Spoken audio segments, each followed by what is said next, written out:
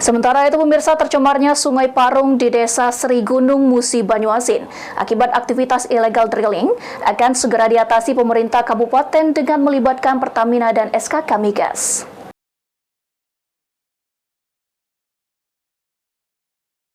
Tercemarnya Sungai Parung di Desa Sri Gunung Musi Banyuasin akibat aktivitas illegal drilling akan segera diatasi pemerintah kabupaten.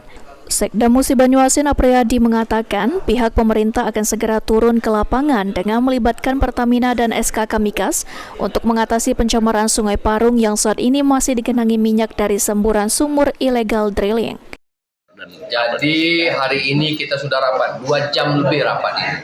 Jadi tadi sudah disimpulkan, kita tidak bisa melihat ini tanggung jawab siapa, ini kewenangan siapa, ini salah siapa.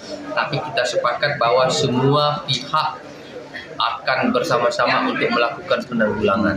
Terutama yang harus kita lakukan adalah mengamankan sungai dari pencemaran lingkungan. Akibat dari aktivitas illegal drilling ini bukan hanya berdampak terhadap kerusakan lingkungan, namun warga yang lahan perkebunannya bergantung pada sungai juga ikut berdampak. Ruzi Iskandar, PAL TV.